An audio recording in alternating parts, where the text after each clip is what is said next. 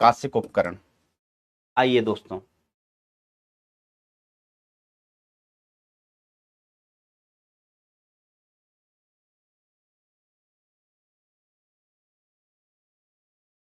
हमने lens start कर दिया था बेटा।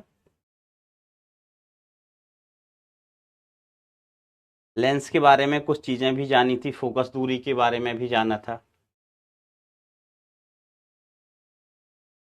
ठीक है, अब लेंस के बारे में देखिए बेटा कुछ और चीजें।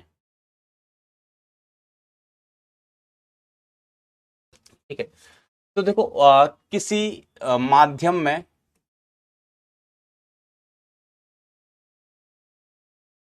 अच्छा देखो होता क्या है बेटा, पहले एक होता है कि अपसारी लेंस। अपसारी लेंस। अपसारी लेंस क्या होता है बेटा, जो किरणों को अपसरित कर दे। ठीक है, अपसारी लेंस क्या होता है कि जो किरणों को अपसरित कर दे, मतलब फैला दे। और अभिसारी लेंस क्या होता है, अभिसारी लेंस क्या होता है, जो किरणों को अभिसरित कर दे, किरणों को मिला दे, किरणों को मिला दे। ठीक है, तो अपसारी लेंस होता है, उसका फोकल लेंथ कैसा होता है, फोकल लेंथ होता है भैया नेगेटिव। अगर किसी लेंस का फोकल लेंथ नेगेटिव है तो वो अपसारी लेंस की तरह व्यवहार करेगा, और अगर किसी लेंस का फोकल लेंथ पॉजिटिव है तो उसको हम कहेंगे अभिसारी लेंस। अभिसारी लेंस।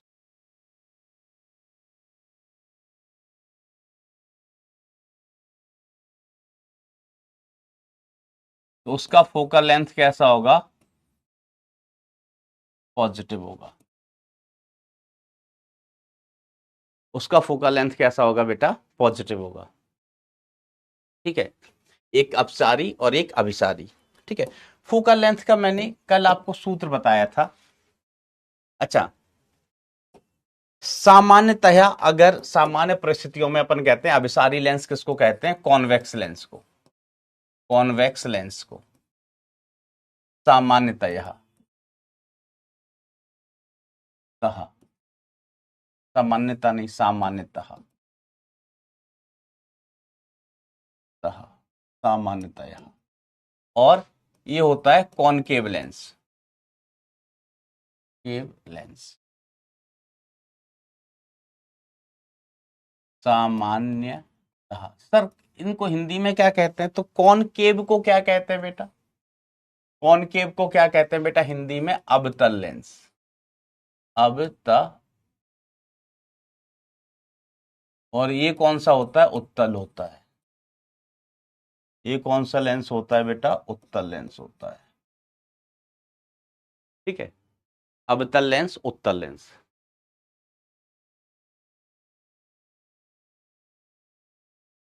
ठीक है, अब देखो सवाल ऐसा पूछा जाता है कि मान लीजिए हमारे पास एक अभिसारी लेंस है, उसको हम किसी द्रव में डुबो दें, उसको हम किसी द्रव में डुबो दें, तो अब वो कैसा लेंस बन जाएगा, अभिसारी ही रहेगा या अपसारी बन जाएगा। ठीक है, तो बेटा देखो फोकस दूरी अपन कैसे लिखते थे, 1/f एयर में, है ना। फोकल लेंथ किसमें बेटा, एयर में, तो अपन लिखते थे 1/f in air is equal to mu -1 into 1/r1 plus 1/r2। R1 R2 के मान हमें चिन्ह के साथ रखने होते थे। अगर हम लेंस को किसी माध्यम में डुबा दें तो focal length in medium, focal length in medium कितना हो जाएगा, तो हम लिख लेते हैं म्यू रिलेटिव, लेंस का relative refractive index -1 divided into 1/r1 plus 1/r2, 1/r1 plus 1/r2, इस तरीके से लिख लेते हैं। ये मैंने लिखा बहुत बुरा है।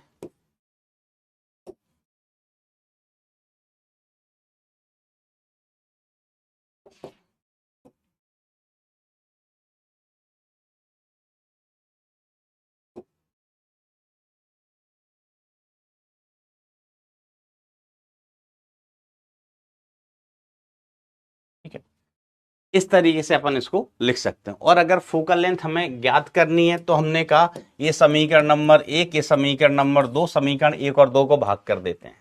ठीक है, समीकरण 1 और 2 को भाग कर दीजिए बेटा। तो समीकरण 1 और 2 को भाग करने पर आपको क्या मिलेगा, 1/f एयर में डिवाइड बाय 1/f मीडियम में, 1/f मीडियम में। ध्यान से सुनना बेटा। ठीक है, अब हम डिवाइड करेंगे तो यो गया, यो कट जाएगा, तो ये हुआ mu -1 into mu relative -1, mu relative -1।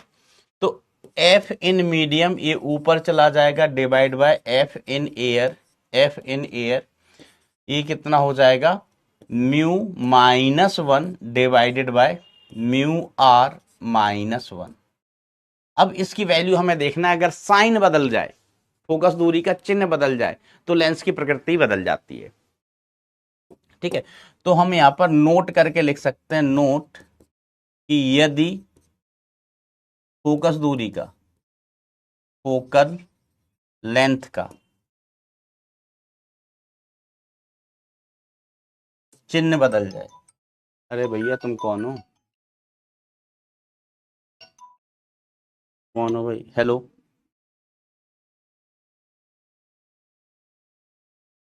Hello, जल्दी जल्दी बोलो, हेलो।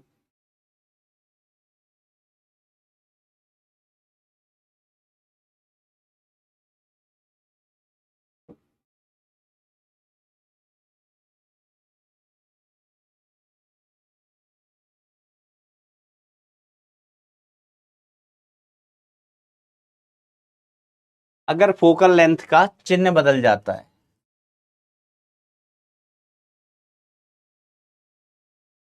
बदल जाता है, फोकल लेंथ का चिन्ह बदल जाता है तो लेंस की प्रकृति बदल जाती है, लेंस की प्रकृति बदल जाती है, लेंस की प्रकृति बदल जाती है। अगर चिन्ह बदल जाता है बेटा तो लेंस की प्रकृति बदल जाती है। कि अगर पहले फोकस दूरी पॉजिटिव है, पॉजिटिव है तो वो अभिसारी लेंस हुआ, अभिसारी लेंस। ठीक है, अब मीडियम में डुबाने पर मान लीजिए उसकी प्रकृति बदल गई, फोकल लेंथ नेगेटिव हो गई, मतलब फोकल लेंथ नेगेटिव हो गई, तो वो अभिसारी से अपसारी बन जाएगा, अपसारी बन जाएगा। मान लीजिए कोई अपसारी लेंस है ना, ये वाला लेंस होता है अपसारी लेंस, इसको हम बोलते हैं ये अवतल लेंस है, अवतल। और ये वाला होता है सामान्यतः इसको अपन क्या बोलते हैं, मतलब कॉमन भाषा में इसको अपन क्या बोलते हैं, उत्तल लेंस, इसको बोलते हैं उत्तल लेंस। ठीक है, इसकी फोकल लेंथ अपन कैसे लेके चलते हैं साहब, पॉजिटिव। इसकी कैसे लेके चलते हैं फोकल लेंथ साहब, इसकी फोकल लेंथ कैसी होती है, नेगेटिव। इसकी फोकल लेंथ कैसी होती है, नेगेटिव, एक की पॉजिटिव और एक की नेगेटिव, अवतल की नेगेटिव और उत्तल की पॉजिटिव। ठीक है, इस तरीके से, बरोबर। अब हमने इसको किसी माध्यम में डुबाया, फोकल लेंथ पॉजिटिव हो गई तो उसकी प्रकृति बदल जाएगी। अगर हमने इसको माध्यम में डुबाया, इसकी फोकल लेंथ पॉजिटिव थी और ये नेगेटिव हो गई, नेगेटिव हो गई तो उसकी प्रकृति बदल जाएगी। ठीक है, सामान्यतः बेटा हम इसी को क्या कहते हैं, सामान्यतः मतलब जब द्रव में नहीं डुबाया है, किसी द्रव में नहीं डुबाया है तो सामान्यतः इसको अपन क्या कहते हैं, अपसारी लेंस। अपसारी, जो मैंने लास्ट पेज पे लिखा है वही फिर से रिपीट हो रहा है एक तरीके से। और इसको क्या कहते हैं, अभिसारी लेंस।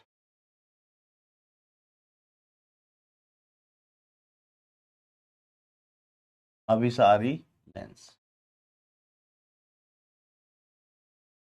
अभिसारी लेंस।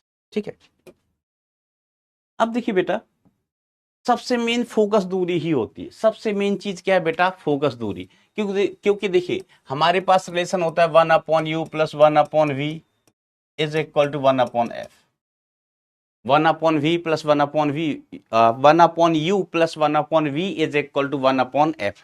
ठीक है, u के बारे में आपको जानकारी दी होती है, ठीक है, भी हमें ज्ञात करना होता है। अगर हमें किसी भी सिस्टम का एफ पता है तो इसकी जानकारी तो हमें दी है। अगर हमें एफ पता है, अगर हमने एफ पता कर लिया तो हम वी का मान निकाल लेंगे, वी का मान निकाल लेंगे बेटा। तो सबसे मेन चीज क्या है बेटा, फोकल लेंथ निकालना। अब मैं आपको सिखा रहा हूं फोकल लेंथ निकालने का व्यापक तरीका, फोकल लेंथ निकालने का व्यापक तरीका। लेकिन सर उससे पहले एक एग्जाम्पल करवा दो ना, इस पर बेस्ड एक एग्जाम्पल करवा दो, फिर तरीका बताना। हमने कहा ओके बेटा, ओके ओके, आओ एग्जाम्पल।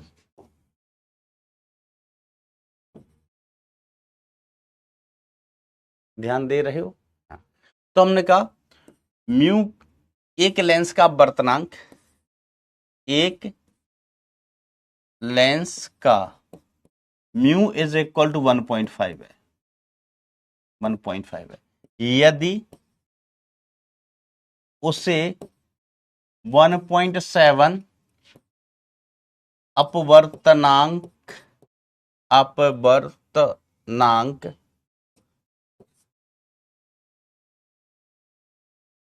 के द्रव में डुबा दिया जाए, डुबा दिया जाए, डुबा दिया जाए, तो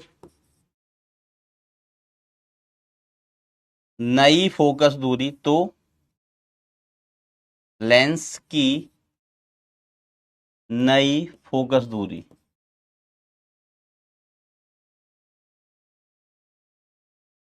का प्रकृति ज्ञात कीजिए।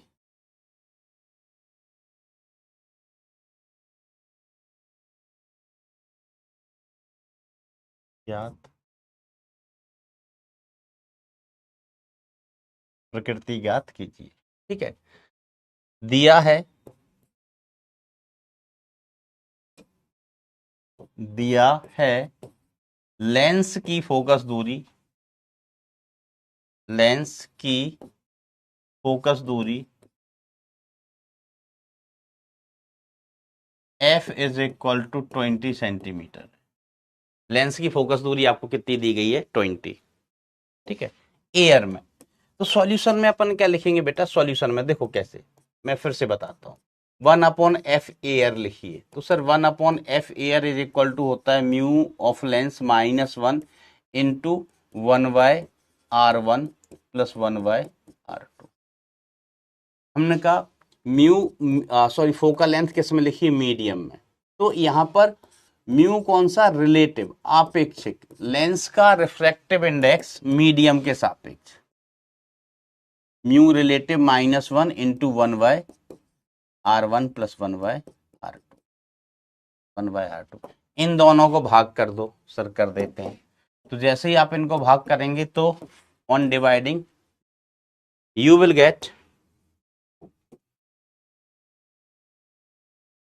f medium divided by f air is equal to μ-1, μ-1 upon mu are -1, μ-1 upon mu are -1। अब म्यू रिलेटिव मैं यहां निकाल दूं कहीं, म्यू रिलेटिव, तो म्यू रिलेटिव किसका, लेंस का, किसके सापेक्ष में, लिक्विड के सापेक्ष, म्यू रिलेटिव। तो अपन इसको कैसे लिखेंगे, म्यू किसका, लेंस का, अच्छे से लिखो मित्र, म्यू किसका, लेंस का, अपॉन म्यू किसका, मीडियम का। तो म्यू रिलेटिव कितना हो गया, 1.5 डिवाइडेड बाय 1.7। ठीक है, मीडियम का कितना है बेटा, ये क्या है, म्यू रिलेटिव का मतलब लेंस का रिफ्रैक्टिव इंडेक्स मीडियम के सापेक्ष, मतलब लेंस का अपवर्तनांक माध्यम के सापेक्ष। तो चलिए अपन इसका मान ज्ञात करते हैं। तो f किसका, मीडियम का, ये हमें ज्ञात करना है। f एयर का कितना दिया गया, 20 centimetre, is equal to mu lens का कितना है, 1.5 है, -1 है, म्यू रिलेटिव कितना है, म्यू रिलेटिव कितना, 1.5 डिवाइडेड बाय 1.7 -1। तो f मीडियम का डिवाइड बाय f, ये 20, इज इक्वल टू ऊपर से आया 0.5, नीचे कितना बचेगा बेटा, नीचे बचेगा माइनस का 0.2 और ऊपर गुणा हो जाएगा बेटा 1.7 का, 1.7 का। जरा मुझे वैल्यू बताओगे कितनी आई है, वैल्यू बताओगे? तो हमने कहा दशमलव से दशमलव गया, ठीक है मास्टर। तो एक एफ एम का मान आप ही बता दो यार। तो 17 पना 85, 85 सेंटीमीटर, माइनस का 85 सेंटीमीटर। फोकल लेंथ नेगेटिव आया, इसका मतलब है अपसारी लेंस होगा। फोकल लेंथ नेगेटिव आया, इसका मतलब ये कैसा होगा, अपसारी लेंस। फोकल लेंथ नेगेटिव आया, ये अपसारी, अपसारी लेंस की तरह बिहेव करेगा। फोकल लेंथ 85 सेंटीमीटर होगी। अच्छा, ऐसा भी हो सकता है बेटा फोकल लेंथ कितनी हो जाए, अनंत। यस, अगर फोकल लेंथ किसी लेंस की अनंत है बेटा, तो फिर वो लेंस की तरह व्यवहार नहीं करेगा, वो एक कांच की पट्टी की तरह व्यवहार करेगा। इसकी तरह व्यवहार करेगा बेटा, कांच की पट्टी की तरह। अगर फोकल लेंथ अनंत हो जाती है तो कांच की पट्टी की फोकल लेंथ बेटा अनंत होती है, ऐसा।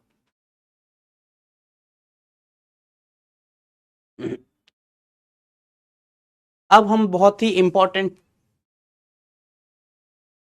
सर, बेटा कैलकुलेशन, पागल बॉय, पहले तो तुम अपना नाम बदल लो, अपना नाम बदल लो, क्योंकि हम तुमसे कहेंगे पागल, ओ पागल, तो लोग सोचेंगे कि मास्टर कितना बेवकूफ है, अपने प्यारे प्यारे क्यूट से बच्चों को पागल बोलता है। तुम नाम बदल लो बेटा, कुछ और रख लो, हैंडसम रख लो, अपना नाम तुम ब्यूटीफुल रख लो, कुछ ना मिले तो आलिया ही रख लो, लेकिन पागल बॉय अच्छा नहीं लगता है। कहां पर रॉन्ग हुईगा भैया?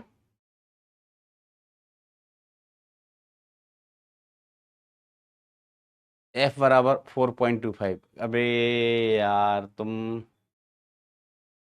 ढिंचक गधे हो यार, 17 पना 85, 2 से 2 गया, सही तो है।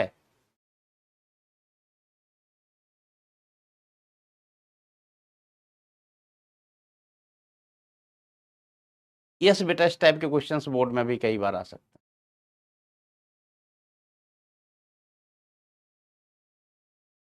सही है, सब एक गधे बेवकूफ खुद कैलकुलेशन गलत करते हैं। हेलो, हाँ हाँ बोलिए। बेटा अभी मैं लेक्चर ले रहा हूँ, है ना, अब फिर करता हूँ। ओके ओके बेटा।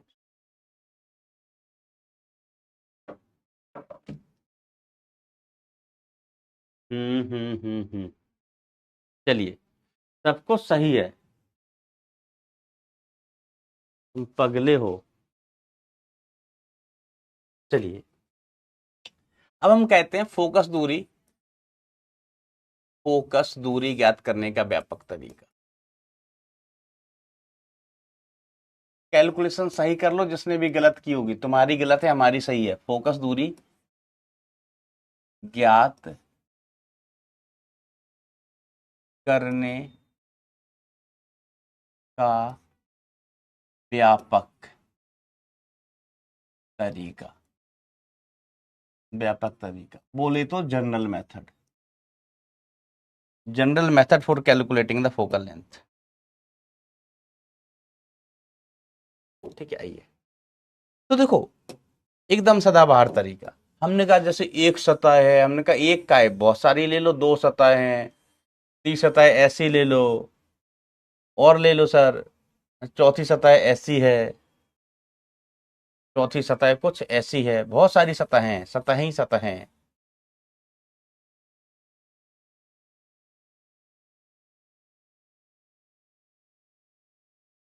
चलो एक का सतह सीधी भी ले लो, ऐसे ऐसी सतह हैं, ठीक है। इस सतह की त्रिज्या कितनी है, ध्यान से देखना बेटा, एक बार में ही समझना है। इस सतह की त्रिज्या है R1, इस सतह की त्रिज्या कितनी है बेटा R2, इस सतह की त्रिज्या कितनी है दोस्तों R3, और ये समतल सतह, इसकी त्रिज्या नहीं दी है, इसकी त्रिज्या भाई साहब दी नहीं गई है। ओके, इधर का माध्यम लिया μ1, इधर का माध्यम μ2, इधर का माध्यम μ3, इधर का माध्यम μ4, यहाँ का माध्यम μ5। सब जगह माध्यम भी अलग अलग लिए, व्यापक तरीका है ना साहब। तो एक प्रकाश कण ली और हमने गुजार दी, एक प्रकाश कण ली और हमने गुजार दी ऐसे, बरोबर। प्रकाश कण ली हमने गुजार दी, तो प्रकाश कण कहां जा रही है अंततः यहाँ, तो हमने कहा फोकस कहां है, यहाँ फोकस मान लो। तो देखो तरीका क्या लिखने का, फोकस किस मीडियम में, F5 का, तो F5/5, F5/5 फोकस इस मीडियम में है। फोकस कहां है बेटा, इस मीडियम में, ठीक है। तो फोकस इस मीडियम में है, तो रिफ्रैक्टिव इंडेक्स μ5/f। अब एक एक सतह को पकड़ते चलो, एक एक सतह को पकड़ते चलो, पहली सतह, ठीक है, पहली सतह को पकड़ो। अब क्या करना है, अब हमें ऊपर लिखना है रिफ्रैक्टिव इंडेक्स, म्यू का अंतर, और म्यू का अंतर कैसे लिखेंगे, प्रकाश कण किस माध्यम में जा रही है उसका म्यू, माइनस प्रकाश कण किस माध्यम से आ रही है उसका म्यू, तो μ2 माइनस μ1 डिवाइड बाय त्रिज्या। अब ये अवतल सतह है, सतह देखो कैसी है, अवतल, तो त्रिज्या नेगेटिव, प्लस इस सतह पर आओ, इस सतह पर प्रकाश किरण यहां देखो कहां जा रही है सर, μ3 में जा रही है, कहां से आ रही है, μ2 से जा रही है, तो μ3 minus μ2 divided by R2, minus का R2, प्लस यहां पर जाएंगे अपन, तो प्रकाश कण किस माध्यम में जा रही है, μ4 से जा रही है, किस माध्यम से आ रही है, μ3 से आ रही है, डिवाइड बाय इसकी त्रिज्या कितना R3, प्लस यहां पर देखो प्रकाश कण किस माध्यम में जा रही है, μ5 में, कहां से आ रही है, μ4 से, बटे इसकी त्रिज्या दी नहीं गई है, तो बेटा ये समतल सतह है, समतल सतह की त्रिज्या कितनी होती है, अनंत। समतल सतह की त्रिज्या कितनी होती है बेटा, अनंत होती है। तो बस ये फोकस दूरी आ गई, यहां से आप फोकस दूरी निकाल लोगे। कितना प्यारा और मस्त तरीका है, कितना प्यारा और मस्त तरीका है।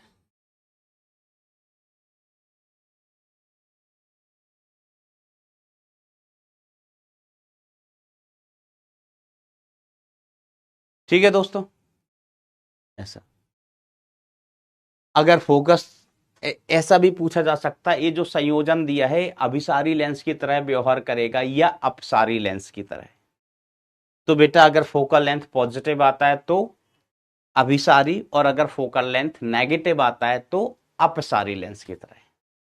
ठीक है भाई साहब, तरीका सीख गया, तरीका कितने लोग सीख गए, अरे जल्दी बोलो, थम्स अप थम्स डाउन। कितनी भी, जैसे मैंने 1 2 3 4 सतहें दी हैं, इससे ज्यादा अगर और भी सतह दी हैं तो तरीका यही रहेगा।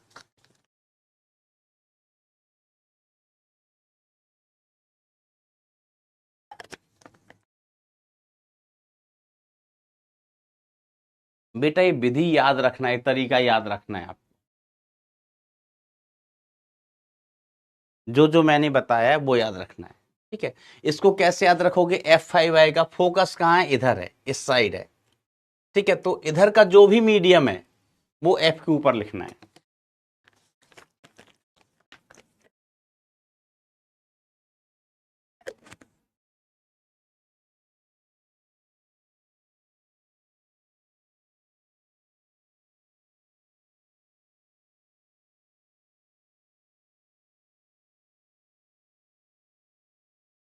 गुड बेटा, good, very good, very good, है ना। तो ये तरीका याद रखना भाई।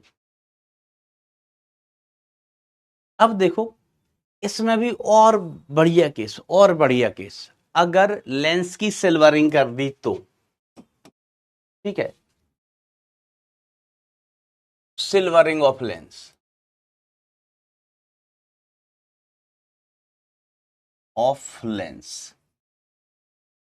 लेंस की सिल्वरिंग कर दी। तो सिल्वरिंग का मतलब क्या होता है बेटा, एक सतह में अपन क्या करते हैं, पॉलिशिंग कर देते हैं। क्या कर देते हैं बेटा, पॉलिशिंग। मान लीजिए हमारी एक सतह ऐसी थी, एक सतह ऐसी थी, एक सतह ऐसी है, हमने ऐसी सतह ले ली और इस सतह की पॉलिशिंग कर दी। सिल्वरिंग का मतलब यहां पर पॉलिश कर दी। जैसा कि अपना समतल दर्पण होता है ना, तो समतल दर्पण के पीछे वाले भाग पर क्या होती है बेटा, पॉलिशिंग होती है। तो अब ये जो निकाय है ना, ये दर्पण की तरह व्यवहार करता है। किसकी तरह व्यवहार करता है, दर्पण की तरह। त्रिज्याएं आपको दी गई हैं, इधर की त्रिज्या R1, इधर की त्रिज्या R2 और इधर की त्रिज्या कितना बेटा, R3। इसकी त्रिज्या कितना, 3। यहां बेटा क्या है, एयर है, यहां का refractive index μ1, I am so sorry, यहां का रिफ्रैक्टिव इंडेक्स μ2। अब देखो बेटा, ये संयोजन एक दर्पण की तरह व्यवहार करेगा। पिछले केस में किसी को कंफ्यूजन रह गया है ना, तो यहां पर ध्यान दीजिएगा। ये संयोजन एक दर्पण की तरह व्यवहार करेगा, अर्थात कोई प्रकाश कण इसके अंदर जाएगी तो वो टकरा के लौट के आएगी। ठीक है, तो प्रकाश कण को पहले तो हमें भेजना है और फिर वापस बुलाना है। तरीका टेक्निक सीखना, तरीका टेक्निक सीखना भाई। ठीक है, तो हम कैसे लिखेंगे, यहां पर 1/f। यहां बाहर का मीडियम क्या है, एयर है, एयर। तो एयर का रिफ्रैक्टिव इंडेक्स अपवर्तनांक कितना होता है बेटा, 1 होता है। यहां एयर है, कुछ और म्यू होता तो वो लेते, एयर है तो 1/f।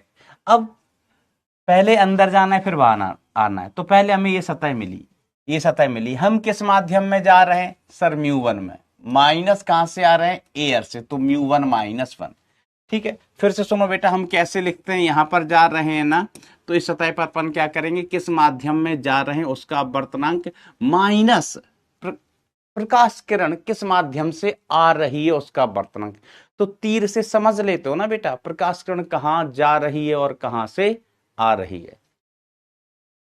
ठीक है, divided by R1, divided by R1 plus इस सतह की अगर अपन बात करें तो प्रकाश कण किस माध्यम में जा रही है, μ2 में जा रही है। कहां से आ रही है, μ1 से आ रही है, डिवाइडेड बाय माइनस का R2। सर त्रिज्या माइनस प्लस कैसे लिख रहे हैं, तो बेटा याद रखना, अवतल सतह का त्रिज्या नेगेटिव, उत्तल का पॉजिटिव, है ना। और लेंस की फोकस दूरी में भी बेटा यही कहानी हमने यूज की थी।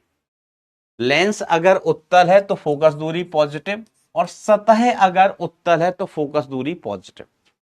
यहां लेंस अगर अवतल है तो फोकस दूरी नेगेटिव, और अगर सतह अवतल है, सतह अवतल है तो उसकी त्रिज्या नेगेटिव। अवतल का नेगेटिव, उत्तल का पॉजिटिव। तो सतह और लेंस के लिए एक जैसा, सतह और लेंस के लिए बेटा बिल्कुल एक जैसा। दर्पण के लिए अलग होता है, दर्पण के लिए उल्टा, है ना। अब आपको एग्जाम क्रैक करना है ना, तो कुछ चीजें तो याद रखनी पड़ेगी ना, कि किसके लिए साइन कैसा लेते हैं। देखो, याद किसी भी एक के लिए याद रख लो। जैसे दर्पण के लिए मान लो याद रखा है कि सर अवतल दर्पण में क्या होता है, ठीक है, उत्तल दर्पण में क्या होता है सर, इसकी फोकस दूरी पॉजिटिव, इसकी नेगेटिव। ठीक है, तो दर्पण में सिल्वरिंग है, इसके लिए अगर याद है तो सतह है या लेंस, सतह हो या लेंस, उसके लिए पलट दो। तो उत्तल लेंस फोकस दूरी पॉजिटिव, अवतल लेंस फोकस दूरी नेगेटिव, और यही साइन कन्वेंशन सतह के लिए है। तो चलिए, हम कहां पहुंच गए थे, यहां पार कर लिया था, यहां पार कर लिया था। अब हम यहां आए। अब प्रकाश कण यहां से आई, टकराई और यहीं वापस गई। तो बेटा यहां पर ये परावर्तन हो रहा है भाई साहब, ये दर्पण है, दर्पण। ये क्या है बेटा, दर्पण। तो दर्पण के सामने का अपवर्तनांक कितना है बेटा, μ2। दर्पण के सामने का अपवर्तनांक कितना है भाई साहब, μ2 है, μ2। और दर्पण की फोकस दूरी ऐसे तो लिखेंगे नहीं कि किस माध्यम से आ रही है, किस माध्यम में जा रही है। क्योंकि यहां अपवर्तन नहीं हो रहा है, परावर्तन हो रहा है। समान माध्यम से आई, जिस माध्यम से प्रकाश किरण आई उसी में गई, जिससे आई उसी में गई, जिससे आई उसी में गई। तो यहाँ डिफरेंस नहीं लिखते, ये मिरर है बेटा, मिरर, परावर्तन हो रहा है। और दर्पण के लिए जो फोकस दूरी होती है वो त्रिज्या बटे 2, तो त्रिज्या कितनी है इसकी, R3 बटे 2। और ये दर्पण कैसा है सर, ये अवतल दर्पण है, अवतल। तो अवतल दर्पण की त्रिज्या पॉजिटिव लेते हैं, ठीक है। अब वापस चलो, कहां चलो बेटा, वापस चलो। तो हम वापस चलेंगे तो पहले इस सतह पर पहुंचेंगे, तो हम क्या लिखेंगे, म्यू वन माइनस म्यू2, म्यू1 माइनस म्यू2 डिवाइडेड बाय R2, R2। फिर इस सतह पर पहुंचो तो इस सतह के लिए अपन क्या लिखेंगे, प्रकाश कण किस माध्यम में जा रही है, 1 में, कहां से आ रही है बेटा, म्यू1 से, डिवाइडेड बाय, कहां से आ रही है, म्यू1 से, डिवाइड बाय इसकी त्रिज्या माइनस का R1, माइनस का R1, ठीक है। इस तरीके से क्या ये लिखना सीख गए, थम्स अप थम्स डाउन हो जाए बेटा जल्दी से, ये लिखना सीखना है भाई।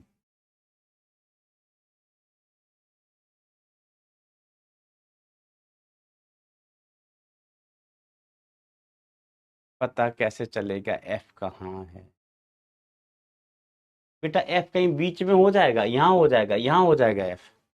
अब इस केस की बात कर रहे हैं, एफ कहीं यहाँ इधर हो जाएगा, इधर हो जाएगा, कि उधर होगा एफ, कि इधर होगा एफ। बेटा प्रकाश कण यहाँ जा रही है, एफ उधर होगा।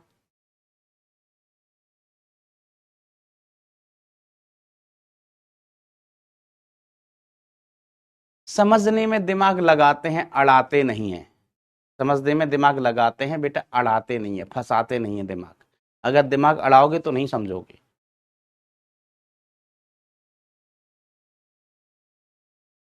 बेटा ये उत्तल अपतल का कैसे पता चलेगा, ये लिख लो बेटा, कहीं लिख लो और याद कर लो।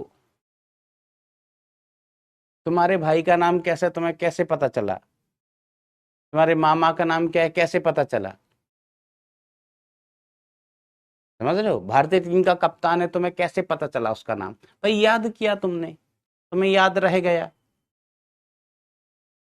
सिद्ध करके बताया था कि alpha plus 3 beta gamma to the power 3, यहाँ 2 बीटा डेके, 2 अल्फा डेके हुए, माइनस 1 बीटा डेके हुआ, बीटा डेके के बाद बेटा यहाँ पर से एक गामा डेके और हो गया, एस वाई के, एस के भाई, सूर्य कुमार यादव, सूर्य कुमार यादव। कैसे पता चला भाई नाम, यार मैंने सारी चीजें लिखी हैं, उनको याद रखो, याद करो। और एक बार नहीं 3-4 बार बता चुका हूं मैं।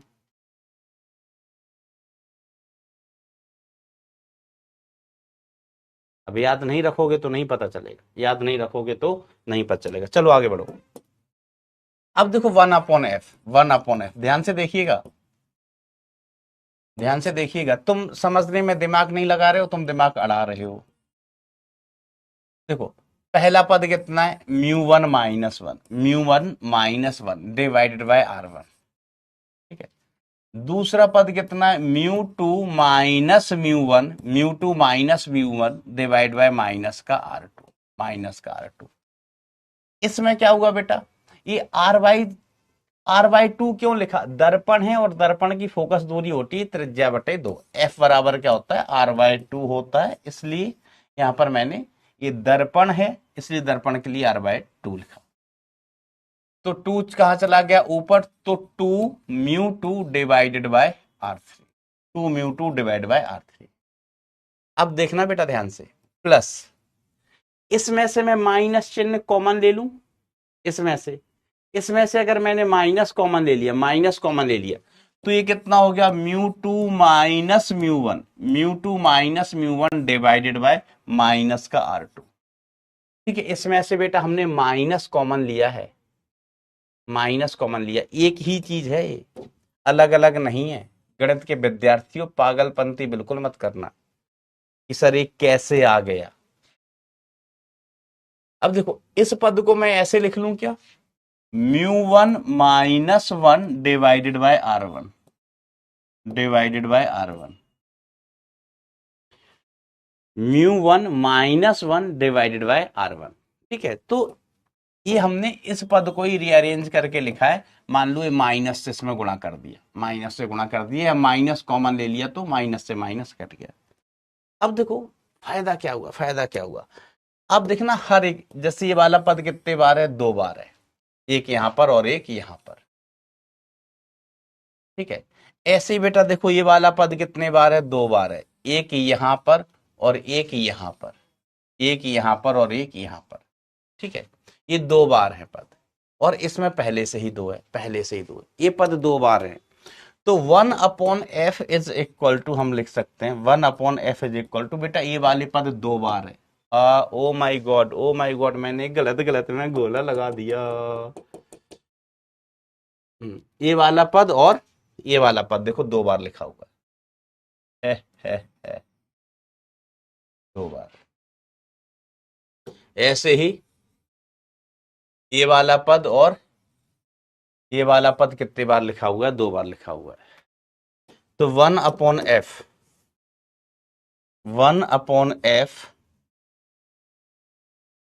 इज इक्वल टू, इन दोनों में खेल जाओ, इन दोनों में खेल जाओ, तो ये पद 2 बार हैं, तो हम लिखेंगे 2 times μ1 -1 divided by r1, plus ये वाला पद भी कितने बार है, 2 बार है, तो 2 इंटू μ2 -μ1 डिवाइडेड बाय माइनस का r2, और इस पद में हम लिखेंगे तो 2 μ2 अपॉन r3, 2 μ2 अपॉन r3। समझ गए बेटा बात को, समझ गए? यस। तो 1/f इज इक्वल टू, सीधा दोगुना 2 टाइम्स कर दो, μ1 -1 upon r1 plus μ2 -μ1 upon minus का r2 प्लस μ2 अपॉन r3। तो देखो अंततः जो हमें रिजल्ट मिला है, ये हमारा थोड़ा सा काम आसान कर देता है। काम आसान क्या कर देता है कि आप यहां से आ जाओ, पहली सतह पार करो, पहली सतह पार करो, तो अब वर्तनांक का अंतर क्या लिखोगे, अपवर्तनांक का अंतर क्या लिखोगे, यहां पर कहां जा रहे हैं, μ1 में, तो μ1 -1, μ1 -1 त्रिज्या r1 प्लस का r1, क्योंकि प्रकाश किरण यहां से आ रही है, हम सतह उत्तल है या अवतल ये इधर से नहीं देखते हैं, कहां से देखते हैं, इधर से, प्रकाश किरण जहां से जा रही है उसकी दिशा से, प्रकाश किरण यहां से जा रही है तो उसके लिए उत्तल सतह है, इसलिए प्लस का r1। इस सतह पर देखो कहां जा रहा है, μ2 में, कहां से आ रहा है, μ1 से, तो μ2 -μ1, और ये वाली सतह अवतल है, ये सतह अवतल है, तो माइनस का r2, माइनस का r2। फिर ये अवतल है लेकिन दर्पण है, अवतल है लेकिन दर्पण है, तो अवतल दर्पण की फोकल लेंथ पॉजिटिव होती है। ठीक है, तो याद रखना बेटा, यहां पर इसके सामने का वर्तनांक कितना है, μ2, तो μ2 अपॉन r कर दो, है ना। वैसे μ2 अपॉन r बाय 2 होता है, 2 का गुणा हमने पहले ही कर दिया, है ना। अपॉन में जो 2 आया था, है ना, r3/2, 2 ऊपर चला जाएगा तो 2 हमने बाहर ले लिया। तो बस यहां तक पहुंच जाओ, इस सतह को पार करो, इस सतह को पार करो, फिर यहां पर पहुंचो, और यहां पर सिर्फ क्या लिख दो, μ/r, और सीधे सीधे 2 से गुणा कर दो, सीधे सीधे 2 से गुणा कर दो। ये तरीका होता है। अब एग्जाम में जब भी सवाल आता है ना, तो उसमें एक आध सतह होती है, मतलब 2 सतह होती हैं, है ना। 3 सतह का केस तो शायद ही आपको कभी मिले। अब हम एक एग्जाम्पल करवाते हैं, एग्जाम्पल।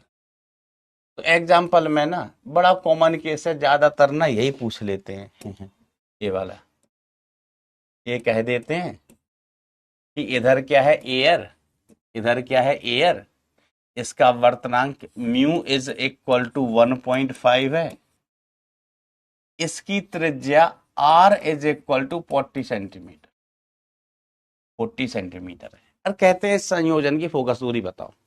इस संयोजन की क्या करो, फोकस दूरी बताइए। तो देखो अपना तरीका तो बड़ा आसान है, ठीक है, 1/f, 1/f, ठीक है। इसमें प्रकाश किरण जाएगी, टकरा के वापस आएगी, तो फोकस यही होगा, इधर थोड़ी ना हो जाएगा, ठीक है। तो अपन यही मान के चलेंगे, क्योंकि प्रकाश किरण जाएगी, टकरा के वापस ही आनी है, टकरा के वापस आनी है, ठीक है। अगर फोकस पीछे होना हुआ तो अपने आप एफ का मान नेगेटिव आ जाएगा, अपने आप एफ का मान कैसा आ जाएगा, नेगेटिव आ जाएगा कैलकुलेट करने पर। ठीक है, चलो तो 1/f। अब प्रकाश किरण को लो ना, सीधे यहां तक भेजो, यहां तक भेजो और 2 से गुणा कर दो, ज्यादा सोचना ही नहीं है। तो देखो यहां पर क्या हुआ, प्रकाश किरण कहां जा रही है, इस सतह पर म्यू में, कहां से आ रही है 1 से, अपॉन त्रिज्या कितनी सर, अनंत, अनंत। ठीक है, फिर इस सतह पर आ जाओ तो यहाँ सामने का वर्तनांक कितना है, म्यू, म्यू अपॉन सीधा सीधा आर लिख देते हैं, म्यू अपॉन आर, और 2 से गुणा कर दो, 2 से गुणा कर देते हैं। वापस भी नहीं बुलाना किरण को, 2 से गुणा कर दिया, वो वापस आने वाली कहानी हो गई। तो वापस वाली आने वाली कहानी भी एडजस्ट हो गया इसी में। बस यहां से यहां ले जाओ, जब सतह मिले तो किस माध्यम में जा रहे हैं उसका वर्तनांक माइनस किस माध्यम से आ रहे हैं उसका वर्तनांक बटे त्रिज्या, समतल सतह त्रिज्या अनंत। जैसे ही दर्पण पर आ जाओ तो म्यू अपॉन आर कर दो। Sir mu upon r by 2 होता है ना फोकस दूरी, हमने कहा हम 2 से गुणा कर रहे हैं, बाहर 2 से गुणा कर रहे हैं। 2 से गुणा इसलिए क्योंकि यहाँ तो फोकस दूरी के कारण 2 आएगा, और यहाँ पर प्रकाश किरण फिर वापस भी आएगी ना, तो ये वाला पद 2 बार आएगा, 2 बार आएगा हमेशा, इसलिए हमने 2 से गुणा कर दिया सीधे सीधे। तो 1/f इज इक्वल टू, ये वाला पद तो भाई साहब 0 ही हो गया, अनंत से किसी में भाग दो 0 हो जाता है। तो ये 2, म्यू का मान 1.5, त्रिज्या का मान कितना है 40, त्रिज्या का मान कितना है 40। ठीक है, तो यहां से देखो f का मान इज इक्वल टू कितना हुआ, f का मान कितना हुआ 40 डिवाइडेड बाय 2 इंटू 1.5, 1.5। तो बेसिकली ये कट कटू के घट घटू के कितना आ गया, ऐसे ही लिख देता हूं मैं, 3/2, 2 से 2 गया 3, 40/3, 40/3 सेंटीमीटर। क्या आपका भी 40/3 ही आ रहा है? समझने में दिमाग लगाओ, अड़ाओ नहीं।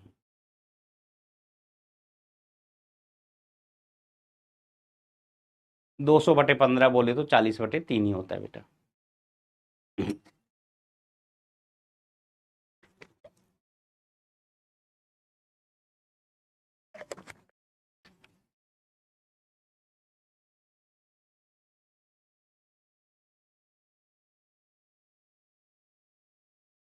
फिर से एक पागल आ गया कि आर नेगेटिव नहीं होगा। बेटा ये दर्पण है, तुमने दर्पण की क्लास देखी नहीं होगी, या तुमने आधी ऑप्टिक्स इस बैच में पढ़ी, आधी कहीं और से पढ़ के आओगे तो कंफ्यूज रहोगे। या तो पूरी यहां से पढ़ना या बिल्कुल मत पढ़ना, ये भी आपके पास है ना। आपको कोई दूसरा साइन कन्वेंशन अच्छा लगता है, वो आपके मन को भा रहा है, तो आप पूरा ऑप्टिक्स, ऑप्टिक्स की बात कर रहा हूं ना, और अध्याय में ना मैं ज्यादा चेंज नहीं करता, ज्यादा चेंज नहीं करता, लेकिन ऑप्टिक्स में ना आपको किताबों और हमारी कहानी बिल्कुल अलग मिलेगी, सूत्र ही अलग मिलेंगे। हाँ, जो सेम मिलेगा वो है आंसर।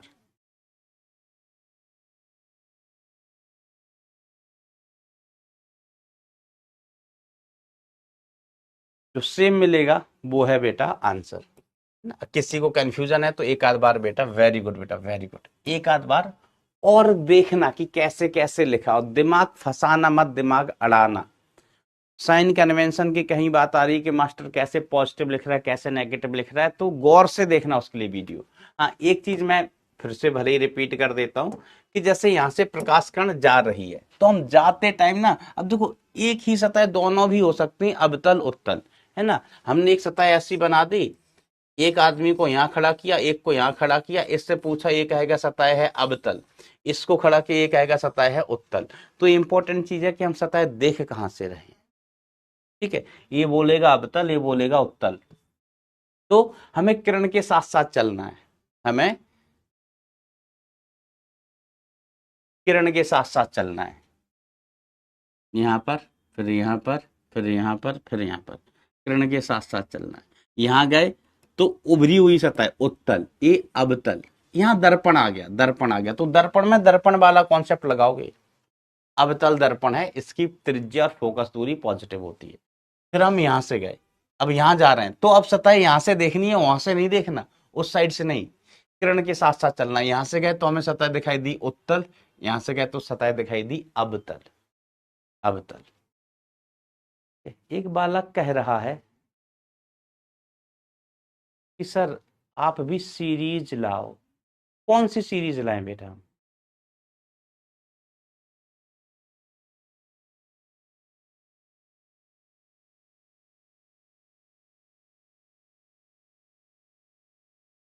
कौन सी सीरीज की बात कर रहे हैं?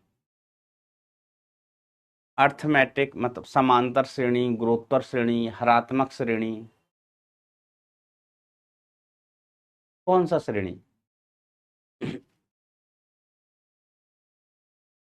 यूट्यूब पर बेटा तुम यहां से तो पढ़ नहीं पा रहे हो उतने डिटेल में, यूट्यूब पर का सीरीज लाए? और यूट्यूब में चल रहा है ना एक सीरीज, यूट्यूब में एक सीरीज चल रही है बेटा फिजिक्स में, फिजिक्स से ही स्टार्ट हुआ है। तुम्हारे आंखों में शायद मोतिया बिंद है, इलाज कर बेटा। यूट्यूब में जो सीरीज है वो फिजिक्स से ही स्टार्ट हुआ है। और ये क्या 11th का, वो 11th का ही है बेटा, 11th का ही है। 12th के तो अभी लेक्चर नहीं गए, शायद ग्रेविटेशन तक गया है, ग्रेविटेशन तक। चलिए, अब इसके अलावा कुछ और परिस्थितियां। और टाइम नहीं है बेटा। अब फोकस दूरी, फोकस दूरी सबसे मेन है भैया। फोकस दूरी के कछु और केस, कुछ और तरीके, कुछ और सूत्र। फोकस दूरी के बेटा कछु और सूत्र। आओ देखो, आओ। फोकस दूरी के बेटा कुछ और सूत्र, ठीक है।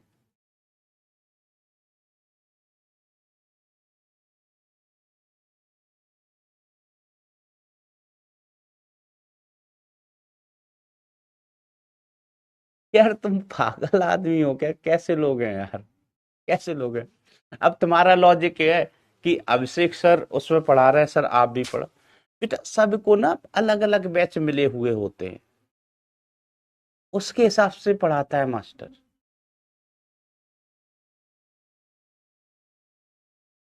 सबको अलग अलग बैच मिले हुए हैं बेटा।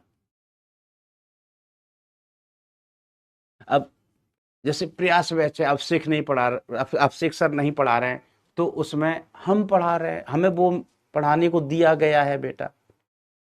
अब यूट्यूब सीरीज है ना, तो मैथ्स में उसमें अभिषेक सर पढ़ा रहे हैं, फिजिक्स में सौरभ सर पढ़ा रहे हैं,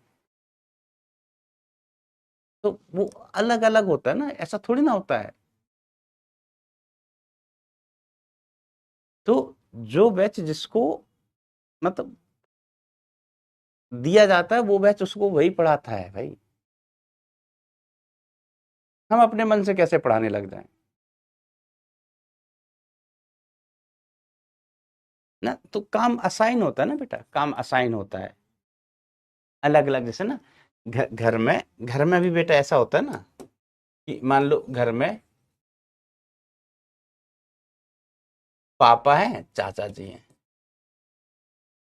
पापा जी हैं, चाचा जी हैं। अब ऐसा थोड़ी ना होता है कि पापा जी ट्रैक्टर चला रहे हैं, ट्रैक्टर, तो चाचा तुम भी ट्रैक्टर ही चलाओ। अरे भैया ट्रैक्टर एक है, ट्रैक्टर दो जन कैसे चलाएंगे? और फिर अगर मान लीजिए पापा जी ट्रैक्टर चला रहे हैं, ट्रैक्टर चला रहे हैं, ठीक है, तो जो और दूसरे काम है, और दूसरे काम है, अगर पापा जी ट्रैक्टर चला रहे हैं तो खेत, चाचा जी खेत में पानी दे रहे होंगे, खेत में पानी। अब कहा कि नहीं नहीं पापा जी खेत में पानी दे, चाचा जी खेत में पानी दे रहे हैं तो पापा तुम भी खेत में पानी दो। ऐसे कैसे हो सकता? काम बटे हुए होते बेटा, कि किसको क्या करना है। अब मान लो तीन भाई होते हैं, तीन भाई होते हैं, पापा जी, चाचा जी और छोटे चाचा जी। तो अब कोई एक जन ट्रैक्टर चला रहा है तो कि सब जन ट्रैक्टर ही चलाने लग जाएंगे? सबके काम बटे होते हैं ना बेटा। कोई ट्रैक्टर चल रहा है, कोई खेत में पानी दे रहा है, कोई दूसरे काम कर रहा है, डीजल लेने गया है कोई, समझ गए? अरे यार, आओ, फोकस दूरी के कुछ और सूत्र। ठीक है, तो देखो बेटा, केस वन हम इसे में लेते हैं कि जब दो लेंस संपर्क में रखें, जब दो लेंस संपर्क में रखे हों, संपर्क में हूं, जब दो लेंस कैसे रखे हों बेटा, संपर्क में। तो दोस्तों हमारे पास दो लेंस हैं, एक लेंस यहां पर है, एक लेंस यहां पर है, एक लेंस यहां पर है। ठीक है, एक लेंस यहां पर है। ठीक है, इसकी फोकस दूरी f1, इसकी फोकस दूरी f1 और इसकी फोकस दूरी f2, इसकी फोकस दूरी f2 है ना, अलग अलग, इसकी फोकस दूरी f1, इसकी फोकस दूरी f2 है। ठीक है, तो इस संयोजन का जो समतुल्य फोकस दूरी होता है, जिसको हम कहते हैं बेटा 1/f इक्विवेलेंट। सीखो सीखो, 1/f equivalent equal to 1/f1 plus 1/f2, 1/f1 plus 1/f,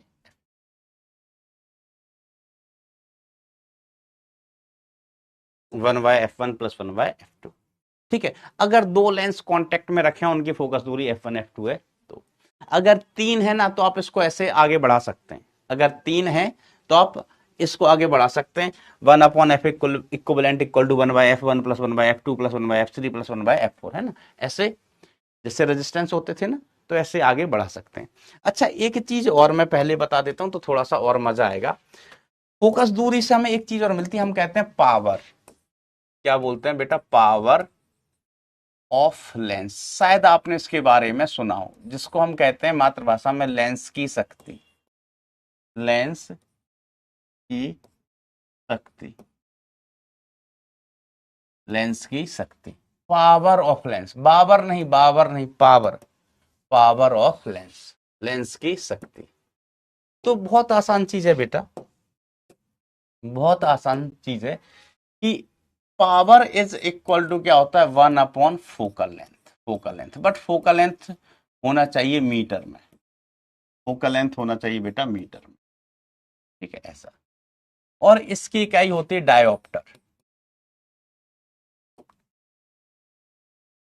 dioptre, इसकी इकाई क्या होती है बेटा? डायोप्टर। ठीक है,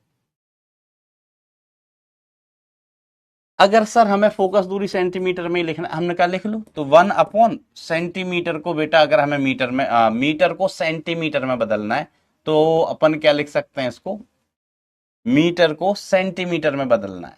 ठीक है, तो इसको अपन लिख लेते हैं 100/100/f। ठीक है, फिर ये सेंटीमीटर में ले सकते हैं आप, है ना, इकाई का ध्यान रखना, ये किस में ले सकते हैं बेटा? सेंटीमीटर में। ठीक है, इसको कैसे लिख सकते हैं बेटा? सेंटीमीटर में लिख सकते हैं। तो पावर होता है बेटा 1/f, लेकिन वी केयरफुल, एफ किस में होना चाहिए? मीटर में। लेकिन इन जनरल बेटा फोकल लेंथ ना सवालों में किस में? सेंटीमीटर में दी जाती है, सेंटीमीटर में। तो पावर इज इक्वल टू अपन क्या लिख लेते हैं? 100/f सेंटीमीटर में, 100/f सेंटीमीटर। ठीक है, तो ये याद रख लोगे भाई, इकाई होती है डायोप्टर, है ना। और इस पर ध्यान देना कि जो बच्चे चश्मा पहनते हैं, अब तो पता नहीं रैगिंग के क्या सीन है ना, बहुत कम हो गई है, खत्म जैसी रैगिंग हो गई है। हमारे जमाने में रैगिंग होती थी तो जो लोग चश्मा पहनते थे उनसे पहले ही सवाल सीनियर पूछते थे कि चश्मे का पावर कितना है। तो आपके चश्मे का अलग अलग पावर होता है, किसी का 2.5, किसी का 1.25, किसी का 0.25, नया नया चश्मा लगा होता है। तो चश्मे का कितना पावर है और आप चश्मा पहनते हैं, आपने तुरंत जवाब दिया कि सर इस आंख का 2.5, इस आंख का 1.25, तो आपके एक रैपट इस गाल में पड़ता है, एक रैपट इस गाल में पड़ता है, क्योंकि आप यूनिट नहीं बोले होते हैं। तो यूनिट एसेंशियल होता है, जरूरी होता, ध्यान रखना, है ना।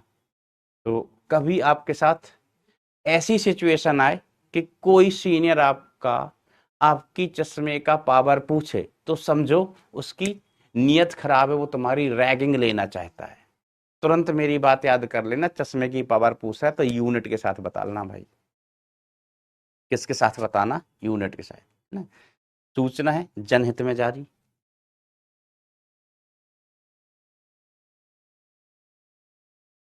चलो तो अच्छा, अब मैंने पावर वहां क्यों बता दी कि यहां पर हम इस संयोजन का पावर लिखना चाहें, पावर इक्विवेलेंट। ठीक है, तो 1/f की जगह 1/f की जगह अपन क्या लिख सकते हैं? Power equivalent. 1/f1 की जगह क्या लिख सकते हैं? P1। 1/f2 की जगह क्या लिख सकते हैं बेटा? P2। समझ गया बेटा कि 1/f बराबर होता है पावर। 1/f बराबर क्या होता है? पावर। तो 1/f की जगह इस लेंस की पावर P1, 1/f की जगह इस लेंस की पावर P2 और संयोजन की पावर P इक्विवेलेंट। ठीक है, ये केस 1 है बेटा, जब दो लेंस संपर्क में रखे हुए।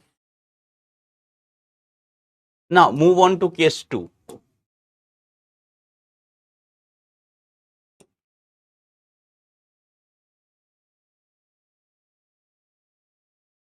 Move on to case 2। Case 2, move on to case 2। तो केस 2 में बेटा अपन क्या कहेंगे? केस 2 में कि लेंस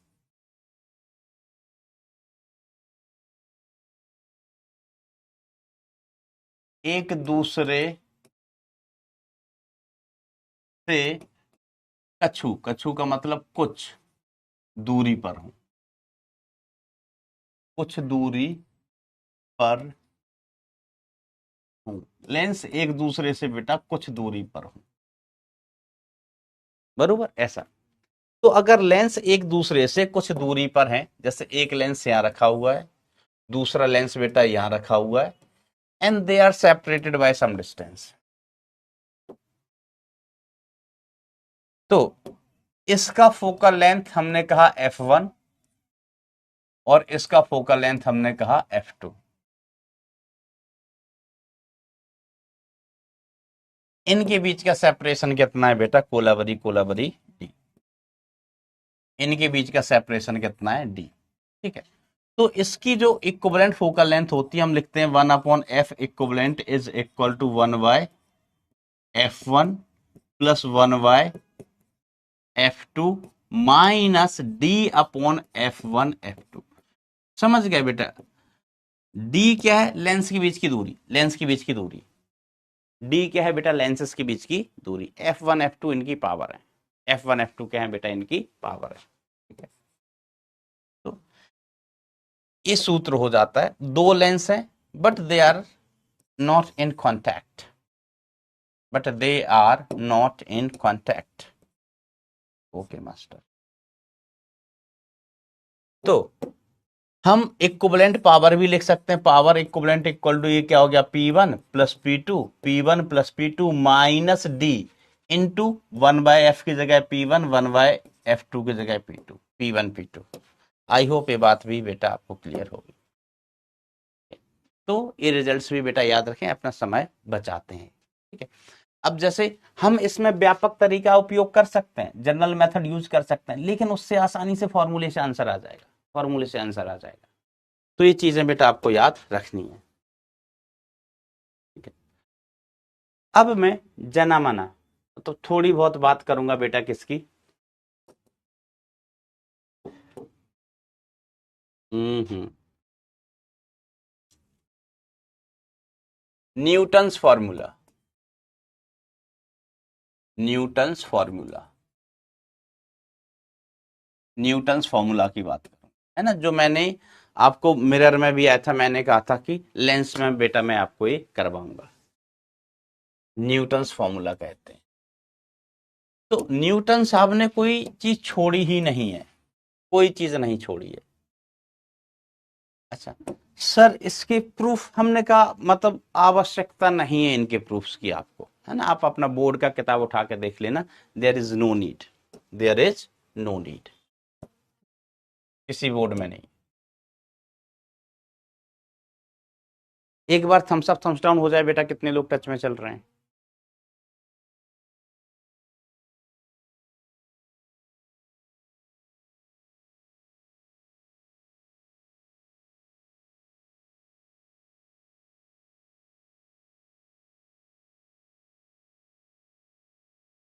तब तक मैं फोटो बना लेता हूँ। ठीक है मास्टर, बना लो।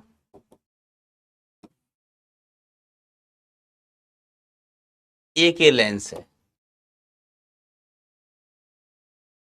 तो हमने क्या किया, एक वस्तु ली, वस्तु, और वस्तु रख दी यहां पर। इसका प्रतिबिंब बना, मान लीजिए प्रतिबिंब कहां बन रही है, यहां बन रही है, यहां बन रही है प्रतिबिंब। ठीक है,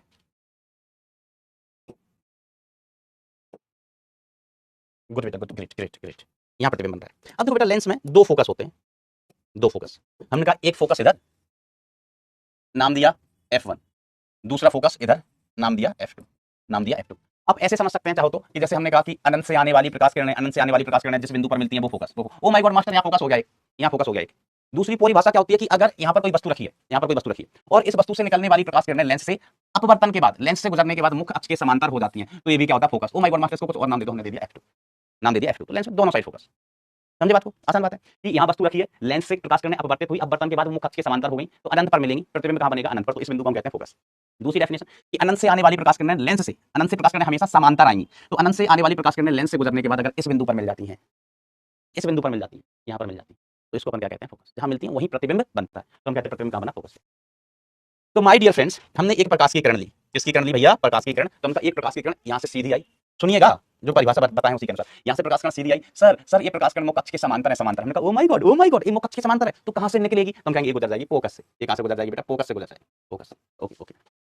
अब हमने एक प्रकाश किरण ली जो फोकस से आ रही है, कहां से आ रही भाई साहब, फोकस से आ रही। एक प्रकाश किरण ऐसी ली जो कहां से आई, फोकस तेरी की, जो कहां से आ रही है, फोकस से गुजरी, फोकस से। कहां से गुजरी भाई साहब, फोकस से गुजरी।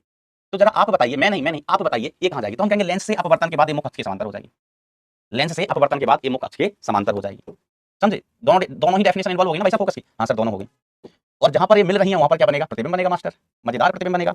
अब बड़ा बच्चा प्रतिबिंब बनेगा। तो देखो एक प्रकाश कण यहाँ मुख्य अक्ष के समांतर समांतर समांतर, फोकस से गुजर गई, फोकस से गुजर गई, इधर चली गई, इधर चली गई। ठीक है, एक प्रकाश कण कहां से आ रही है, फोकस से। कहां से आ रही है प्रकाश कण, देखो बेटा कहां से आई है, फोकस से होते हुए आई है। ये प्रकाश कण चली भले यहाँ से, लेकिन कहां से आ रही है, कहां से पास हुई, फोकस से। फोकस से, अरे प्रकाश कण फोकस से, लेंस को क्या दिखेगा, प्रकाश कण फोकस से, फोकस से, फोकस से, तो हम अपवर्तन के बाद इसको मुख्य अक्ष के समांतर करते हैं, और जहां पर ये दोनों प्रकाश कण मिल जाएंगी वहां बनेगा बिंब, वहां बनेगा कौन सा बिंब, प्रतिबिंब, प्रतिबिंब भैया, प्रतिबिंब। Getting, getting. अब न्यूटन साहब ने कहा कि ओ अमित, अमित, हमने कहा हाँ बोलो, बार बार चिल्लाते रहते हो। इस दूरी को मानो x1, सॉरी ये दूरी है f1 और ये दूरी है f2, दो फोकस हुआ, दो गो फोकस, कितने गो फोकस, दो गो फोकस। तो लेंस के प्रकाश केंद्र से ये वाली दूरी f1 और ये वाली दूरी कितनी बेटा। अब ये मैं सोच रहा हूं कुछ बच्चे पता ना इसी में कंफ्यूज हो रहे होंगे कि सर अंदर से घुस के कैसे नाप लिया, लेंस के अंदर से घुस के कैसे नाप लिया। देखिए हेलो, हाँ काली भाई, अच्छा मैं बता, मैं लेक्चर के बाद कॉल करता हूँ, है ना, अच्छा है ना, मैं लेक्चर के बाद करता हूँ। हाँ तो हम कहाँ थे बेटा, ये f1 और ये f2। ठीक है, अब ये हमारी वस्तु, ये हमारी वस्तु है, और ये क्या है बेटा, प्रतिबिंब है, इमेज है, ये क्या है, इमेज है। ठीक है, तो माय डियर फ्रेंड, इस दूरी को न्यूटन साहब ने कहा x2 मानो, तुम कितना मानो, x2। तो x2 क्या है, प्रतिबिंब की दूरी, लेकिन लेंस से नहीं, फोकस से, इस वाले फोकस से, इस दूरी को कहा x2, x2। अच्छा जो मैं बात कर रहा था कि ये अंदर घुस के कैसे नाप ली सर, तो बेटा लेंस बहुत पतला होता है, आपको दिखाई दे इसलिए मैंने बताया, अदरवाइज ना लेंस कैसा होता है, बहुत पतला, बहुत। आप पहनते, जो लोग चश्मा पहनते हैं वो रिलेट कर पा रहे होंगे, चश्मा कितना चौड़ा होता है, इतना चौड़ा होता है चश्मा कि यहाँ से लगाया आंख पर और यहाँ तक चश्मा जा रहा है, यहाँ तक लेंस जा रहा है। लेंस बहुत पतला होता है बेटा, कैसा था, बहुत पतला, है ना। तो ये मैं सोचा कि कहाँ से नाप ली, इस सेंटर से ही नापते हैं, बिल्कुल बहुत पतली जगह होती है, ये जगह बहुत पतली होती है, जिसे हम प्रकाश केंद्र कहते हैं।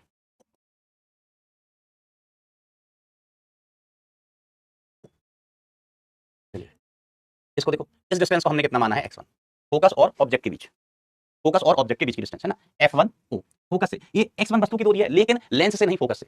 पर यहाँ से क्यों ले रहा, हमने नहीं लिया, हमने नहीं लिया, ये है ना ज्ञानी आदमी, ज्ञानी आदमी है, इन्होंने लिए, इनका नाम था नूतन, कौन सा था, नूतन, नूतन ने लिए। चलिए, तो अब देखो मेरा थोड़ा सा साथ देना, क्या करने का, थोड़ा सा साथ देने का। सर क्या साथ दें तुम्हारा, तुम साथ देने लायक हो, साथ देने लायक हो तुम, तुम्हारे गुण है साथ देने लायक। मैंने कहा ऐसा मत बोलो, ऐसा मत बोलो। अच्छा चलो चलो, हमने इस दूरी को कुछ मान लिया, इसको भी कुछ कुछ मान देंगे, इसको भी कुछ कुछ मान देंगे। इस दूरी को बेटा हमने मान लिया कुछ कुछ x, और इस दूरी को, अच्छा x तो पहले ही x1 x2 माने हुए हैं यार, इस दूरी को हमने मान लिया a, और इस दूरी को मान लिया बेटा b। इस दूरी को क्या माना, b मान लिया है दोस्तों। अब आप देखना, ये o है, इसको हम कह देते हैं, सेंटर वाले पॉइंट को मैंने नाम दे दिया कुछ c, सेंटर वाले पॉइंट का नाम दे दिया c, इस पॉइंट का नाम दे दिया a, इस पॉइंट का नाम दे दिया b, ये i है तो इस पॉइंट को नाम दे दिया हमने i डैश, क्या नाम दे दिया i डैश। अब देखते हैं त्रिभुज, त्रिभुज खेलना, ज्योमेट्री ज्योमेट्री ही है। तो हम देख सकते हैं त्रिभुज o o dash f1 f1 and त्रिभुज f1 c b सिमिलर हैं, कैसे हैं बेटा, सिमिलर, ध्यान से देख रहे हो ना बेटा, सिमिलर हैं। ये त्रिभुज कैसे हैं बेटा, ये वाला और ये वाला, ये वाला त्रिभुज सिमिलर है, तो भुजाओं के अनुपात बराबर होंगे। तो चलो इधर से, ओ ओ डैश बटे x1 ये बराबर होगा, ऐसे लिख लो, ओ डैश बटे x1 ये बराबर होगा BC अपॉन F1 के, BC अपॉन F1 के, ठीक है। तो यहां से बेटा हम ऐसे भी लिख सकते हैं O dash is equal to BC is equal to O dash upon BC is equal to x1 upon F1, one वहां लगाते हैं पागल, x1 अपॉन F1। इसको हम कह देते हैं बेटा इक्वेशन नंबर 1। बेटा ध्यान से देखते चलना, क्योंकि ये ज्योमेट्री है, थोड़ी सी नजर हटी तो दुर्घटना घटी, ठीक है। चलो ये भी मानने की हमें कोई जरूरत नहीं थी, फालतू में हम इसको त्रिभुज को क्यों हौच पौच करें इतना। तुम सब भगो यहाँ से, सी तुम नहीं, सी तुम्हें नहीं जाना है, बी को भगाओ, ए तुम भगो यहाँ से, बी तुम भगो यहाँ से, ठीक है। हाँ आप चाहो ना तो ये लाइंस बनी रहने दो, ये लाइंस बनी रहने दो, ये दूरी बताने की। चलिए अब देखो एक समीकरण हो गया, अब आते हैं इधर, इधर आते हैं। अब देखो कौन कौन से त्रिभुज सिमिलर देखना है, तो ये दोनों सिमिलर है, ये दोनों सिमिलर है, तो हम कहेंगे ACF2 व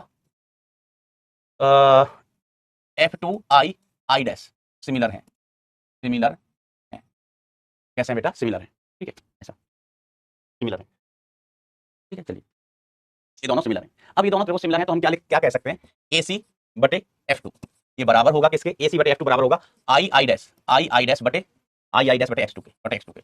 तो यहां से हमें क्या मिल जाएगा रिजल्ट, यहां से हमें रिजल्ट मिलेगा AC O डैश के बराबर है, ठीक है। यहां से हमें रिजल्ट मिलेगा AC divided by I dash is equal to F2 upon X2, ठीक है, ऐसा बरोबर। इसको आप चाहो तो कह दो, चलो इसको कुछ मत कहो। अब देखो आप ये कह सकते हैं AC बराबर जो AC है, AC ये O डैश के बराबर है, क्योंकि AC is equal to O dash, देख लो भैया डायग्राम में, ये AC है, AC this is AC, this is BC, AC O dash के बराबर है, और I डैश किसके बराबर है, BC के बराबर है, and I dash is equal to BC। तो इसी इक्वेशन को माय डियर फ्रेंड्स, इसी इक्वेशन को हम क्या लिख सकते हैं, AC की जगह क्या लिख लो, O डैश, ओके मास्टर, और I डैश की जगह क्या लिख लो, BC लिख लो, BC is equal to F2 upon X2, ठीक है बेटा। ये प्रूफ बोर्ड में पूछा जाता है, इसलिए हम इसको ऐसा बता रहे हैं पूरा, ठीक है। तो इसको हमने कह दिया धत्तेरी की, इसको हमने क्या कह दिया, इक्वेशन नंबर 2, इसको हमने इक्वेशन नंबर 2 कह दिया, this is equation 1, this is equation 2, 1 2। अब देखो 1 एंड 2 से y 1 एंड 2, इक्वेशन 1 एंड 2 से अपन क्या कहेंगे, x1 upon f1 is equal to f2 upon x2। तो यहां से बेटा हमें एक रिजल्ट मिल के आ जाता है that f1 into f2 is equal to x1 into x2। और कदाचित सवाल में दिया गया या इन जनरल ऐसा होता भी है कि if f1 is equal to f2, if f1 is equal to f2 is equal to f, अगर फोकस दूरियां बराबर हैं, दोनों फोकस सिमेट्रिकल हैं, f1 और f2 को हम बराबर ले लेते हैं, f1 is equal to f2 is equal to f, तो बेटा यही रिजल्ट आपको क्या मिल जाएगा, f इंटू f बोले तो f square x1 x2, f square is equal to x1 x2। Is it clear my dear friends, yes sir it is clear, it is clear, ठीक है। तो इसको अपन क्या कहते हैं बेटा, न्यूटन्स फार्मूला। तो मैंने डायग्राम बेटा विधिवत तरीके से एक एक लाइन और सारी चीजें मतलब एक एक स्टेप में आपको समझाई है, मुझे उम्मीद है ये चीजें आपको क्लियर होंगी। गलत उम्मीद कर बैठा का, अब हुआ हम गलत उम्मीद कर बैठे हैं का, देखते हैं, थम्स अप हो जाए भाई, का हो जाए थम्स अप।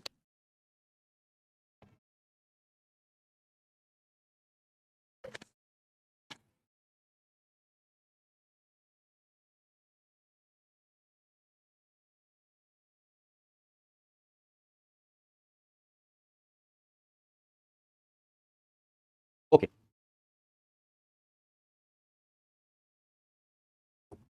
अब देखो बेटा हमने आवर्धन की बात की थी, आवर्धन गोवर्धन नहीं बेटा, गोवर्धन दिवाली के बाद, दिवाली बात, आवर्धन। तो एक हम कहते थे अनुप्रस्थ आवर्धन, अनुप्रस्थ आवर्धन। दूसरा हमने कहा था अनुदैर्ध्य आवर्धन है धत तेरी की। आवर्धन को इंग्लिश में क्या कहते हैं, मैग्निफिकेशन। वेरी गुड है ना। कुछ और दो चार बच्चे समझना चाहते हैं, उनको कंफ्यूजन होगा बेटा, तो एक बार और देखें, है ना, वीडियो एक बार और देखें। यस बेटा इक्विवेलेंट दोनों लेंस के लिए होता है। एक बालक पूछ रहा है कि जो आपने इक्विवेलेंट फोकल लेंथ निकाला, इसका मतलब क्या बेटा, इसका मतलब ये है कि एक लेंस इसकी फोकल लेंथ f1, दूसरा लेंस उसकी फोकल लेंथ f2, अगर हम दोनों को हटा के दोनों को हटा के एक लेंस रखना चाहें, दोनों को हटा के एक ही लेंस रखना चाहें, तो वो इस एक लेंस की फोकल लेंथ क्या होना चाहिए, एक लेंस दोनों को हटा के एक रखना चाहें, ठीक है। अनुप्रस्थ आवर्धन अनुदैर्ध्य आवर्धन। सर थोड़ा अंग्रेज बन जाओ मास्टर, थोड़ा अंग्रेज बन जाओ। तो देखो बेटा इंग्लिश में इसको क्या बोलते हैं, लेटरल मैग्निफिकेशन, इसको बोलते हैं लॉन्गी। इनके बारे में मैंने आपको बताया, सर का बताया, झूठ बोला, चल झुट्टे, हमने बताया दर्पण पढ़ा रहे थे, बताया कि अनुप्रस्थ आवर्धन की बात हम कब करते हैं, जब वस्तु अक्ष के लंबवत रखी है ना, जैसे ये अक्ष वस्तु यूं रखी, जैसे कि पिछले केस में रखी थी, इधर पिछले केस में रखी थी, वस्तु यूं रखी है यूं। अनुदैर्ध्य आवर्धन जब वस्तु अक्ष के अंदर ही रखी है, वस्तु अक्ष पर ही रखी है तब, ठीक है। तो m का मान कितना है master, minus v upon you, और चाहो तो आप इसको ऐसे भी लिख सकते हो, माइनस का v की जगह उफ हमारा सूत्र तो बदला ही नहीं है, u minus F upon you, तो u से u गया, तो m को आप चाहो तो सीधे सीधे ऐसे भी लिख सकते हैं f upon F minus you, F upon F minus you. ठीक है, वैसे तो सामान्यतः हम ये वाला रिजल्ट यूज करते हैं, पूरी दुनिया यही वाला रिजल्ट यूज करती है। ठीक है, लेकिन चलो ये कहीं अपन ने जोमेटो से थोड़ा ना मंगवाया है कि ऑर्डर किया हो मंगल ग्रह से आ जा रिजल्ट, भाई बस इसमें हमने v का मान रख दिया, v अज्ञात राशि होती है, v का हम सूत्र जानते हैं, v बराबर क्या होता है उफ अपॉन u माइनस, सब कैसे हमने कहा देखो 1 upon u plus 1 upon v equal to 1 upon f लिखते हैं ना लेंस के लिए, सर मिरर के लिए भी तो ही रखते थे, हमने सूत्र बदला ही नहीं है, चाहे लेंस हो मिरर हो हमारा सूत्र एक ही है। ठीक है, तो v की वैल्यू यहां पर अपन क्या लिखते थे उफ अपॉन u माइनस है, तो बस वही v का मान यहां पर रख दिया। How master how. और m लॉन्गी की बात करें तो m लॉन्गिट्यूडनल में दो केसेस, एक ऑब्जेक्ट स्मॉल रहा, ऑब्जेक्ट कैसा है वेरी वेरी स्मॉल रहा, और दूसरा case object is not so small, object is not so small.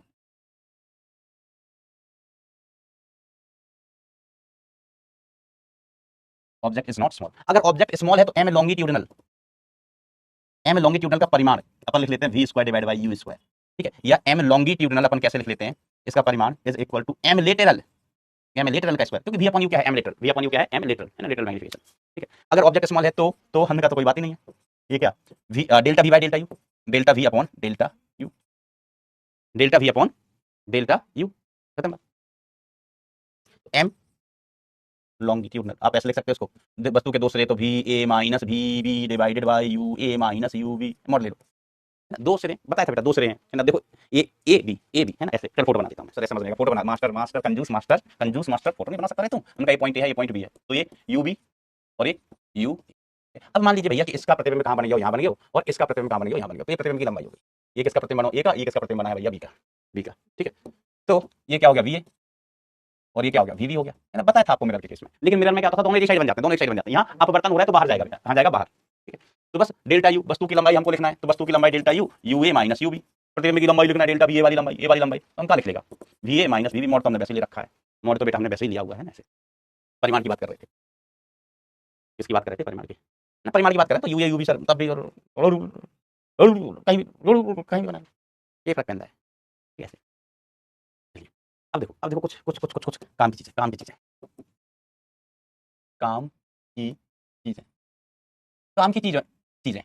रोज काम की चीजें तो काम की चीजें में भाई, ओ भाई काम की चीजें में। अब देखो ये क्या हो वैसे है, ये हमारे पास लेंस है, इसकी फोकल लेंथ अपने मन से मान लेते हैं हम पहले से ही, चलो बाद में मान लेंगे। हमने कहा देखो मुख्य बिंदु क्या क्या होता है लेंस में, तो हमने कहा एक होता है प्रकाश केंद्र सी, एक होता है फोकस, एक होता है फोकस का दोगुना डबल फोकस, और एक होता है अनंत, तो यही मेन पोजीशंस होती हैं। यहाँ पर भी हम बात करें, यहाँ फोकस, यहाँ डबल फोकस और यहाँ अनंत, ये मेन चीज मेन पॉइंट्स होते हैं ना। जैसे मिरर में क्या होता था, सेंटर फिर फोकस फिर कर्वेचर फिर फोकस फिर सी वक्रता केंद्र क्या होता था, फोकस का दुगना, अरे भैया सी फोकस का दुगना ना, है ना, आर बराबर 2f यही तो होता था। हाँ सर, तो यहाँ पर वक्रता केंद्र की बात नहीं होती, यहाँ पर f और 2f ले लेते हैं। अब आपसे सवाल ये पूछा था कि वस्तु कभी हम यहाँ रख देंगे, कभी वस्तु वहाँ रख देंगे, पूछेंगे कि बता प्रतिबिंब कैसा बन रहा है, कहाँ बन रहा है। ठीक है, अच्छा एक चीज बताओ, जो वास्तविक प्रतिबिंब होगा वो लेफ्ट साइड बनेगा या राइट साइड, टेल मी जो वास्तविक प्रतिबिंब होगा वो कहाँ बनेगा, लेफ्ट साइड या राइट साइड। भंडारा कहाँ चल रहा है, हमको भी चलना है, आदित्य हमको भी लेके चलना है भंडारी में, आई लव भंडारा, वास्तविक प्रतिबिंब बनेगा राइट में, बोले तो वस्तु के विपरीत है ना, वस्तु में इधर रखे तो प्रकाश किरणें निकलेंगे तो वास्तव में काटेंगे, तो यहाँ काटेंगे, और अगर आभासी प्रतिबिंब है तो पीछे मतलब left side. Okay very good बेटा वेरी गुड। अब आप बताओ हम वस्तु कहाँ रखें, प्रतिबिंब की जानकारी बताएं आपको, आप बताओ वस्तु कहाँ रख दूं मैं, कहाँ रख दूं। ठीक है, ये वाला जो ये है ना लेंस, ये लेंस कैसे व्यवहार करता है, ये लेंस करता है अवतल दर्पण जैसा, अवतल दर्पण जैसा व्यवहार करता है, अवतल दर्पण कैसा देखता मास्टर, ऐसा मास्टर अवतल दर्पण जैसा व्यवहार करता था, ये ऐसा ये अवतल दर्पण, लेकिन इसमें सारी चीजें एक साइड हो जाती थी। यहाँ पर कहते थे पोल, यहाँ क्या कहते थे दर्पण का पोल, यहाँ बोलते थे एफ, यहाँ बोलते थे सी कह लो, या इसी को आप 2f कह सकते हो, फोकस का दुगना, यहाँ होता था अनंत, तो यहाँ इधर कहीं इधर ही आ जाती थी, यहाँ दो साइड, तो सी पर है ना, यहाँ सी नहीं होता। तो देखो पहली चीज मैं आपको सीधे सीधे बता देता हूँ, कुछ समझने की जरूरत नहीं है, आप डायरेक्ट हम कहते हैं यहाँ पर हम अनंत पर रखते थे प्रतिबिंब फोकस पर, वस्तु चलती थी यहाँ, प्रतिबिंब चलता था यहाँ, वस्तु चलती थी यहाँ, प्रतिबिंब चलता था यहाँ, मिलान होता था सेंटर पर, फिर वस्तु जाती थी यहाँ, प्रतिबिंब जाता था यहाँ, वस्तु पहुंचती थी फोकस पर, प्रतिबिंब पहुंच जाता था फोकस पर, प्रतिबिंब फोकस पर पहुंच गया। अब क्या, अगर हम वस्तु को फिर इधर लेके गए इधर, तो फिर आभासी बड़ा प्रतिबिंब बनता था पीछे, यही होता था। कितने बच्चों को याद है, अरे थम्स अप समझाओ, इधर की बात नहीं, कितने बच्चों को याद है, थम्स अप समझाओ मुझे भाई, जल्दी थम्स अप समझाओ मुझे, कितने बच्चों को याद है, हम नहीं खेल रहे हैं, बताते नहीं हूँ। जौनपुर का मेला, जौनपुर में, हाँ जौनपुर में रति शंकर भैया करा रहे हैं क्या, हाँ हमारा मिलने का मन है, उनको काका गागा सिखाना है। बस बेटा अभी छुट्टी मिल रहा है, बस थोड़ा सा ये वाला कॉन्सेप्ट समझा रहे हैं हम आपको, उससे आसान हो जाता है सॉल्व करना। वेरी गुड, इतने बच्चों को याद है तो बहुत बढ़िया। जिनको नहीं पता है तो वो देखें यहाँ से। अब देखो यहाँ पर क्या होगा, यहाँ पर क्या होता था, वस्तु अनंत पर प्रतिबिंब फोकस पर, फोकस इस साइड होता था। लेकिन जहाँ यहाँ क्या होगा बेटा, वस्तु कहाँ, श्री अनंत पर, तो प्रतिबिंब कहाँ भैया, उसका फोकस पर, प्रतिबिंब का फोकस पर। अब लगाओ आप कॉमन सेंस, क्या होना चाहिए, कॉमन सेंस लगाओ। अब वस्तु चली इधर, प्रतिबिंब चला इधर, इधर प्रतिबिंब चला इधर। तो जब वस्तु होती थी सेंटर पर तो प्रतिबिंब भी कहाँ बनता था भैया, सेंटर पर ही बनता था। वस्तु कहाँ होती थी, सेंटर पर, तो प्रतिबिंब कहाँ बनता था, सेंटर पर। सेंटर मतलब 2f। तो अब वस्तु पहुंचेगी इधर, वस्तु पहुंचेगी इधर, तो प्रतिबिंब पहुंच जाएगा इधर। अब यहाँ अलग अलग साइड होते हैं, यहाँ पर अलग अलग साइड होते हैं, ठीक है। ये सेंटर मतलब सेंटर नहीं बोलते, यहाँ पर 2f वस्तु, 2f दूरी पर, तो प्रतिबिंब भी भेजा 2f दूरी पर। अब देखो वस्तु इधर चली थी, वस्तु चलेगी इधर, प्रतिबिंब भागेगा इधर।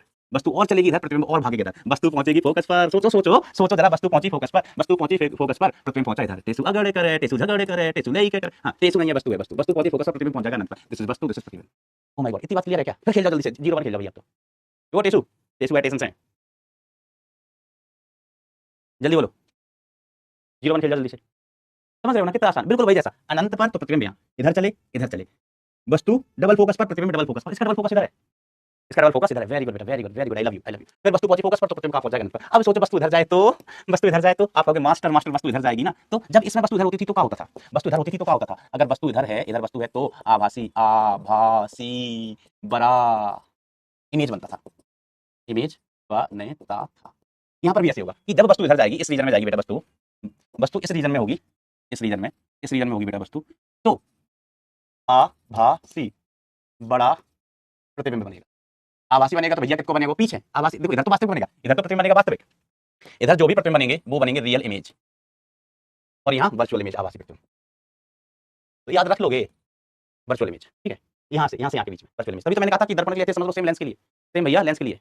ये देखो कह रहा है मनीष वर्मा, पीस नहीं लेग पीस, हम तुमको नल्ली निहारी खिलवाए भी, पगला आदमी, हम साधु आदमी है, साधु लेग पीस की बात कर रहा है। आओ, ऐसे बात मत किया करो बेटा, लोगों के मुंह में पानी आ जाता फिर। मैं तो साधु आदमी। Concave lens, concave lens.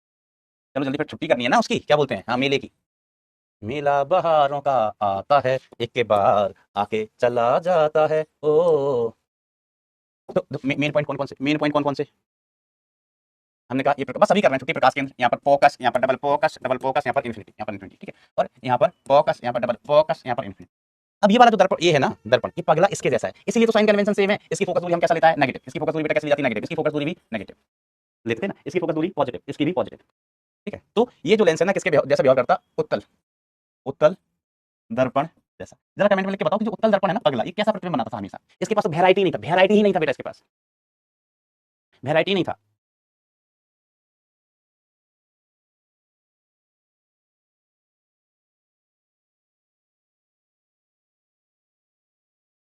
हाँ, तो ये वाला पगला इसके कुछ बस की नहीं थी। ये पगला वस्तु कहीं भी रख दो, वस्तु कहीं भी रख दो, हमेशा हमेशा छोटा और आभासी प्रतिबिंब बना पाता था, छोटा और आभासी, ठीक है।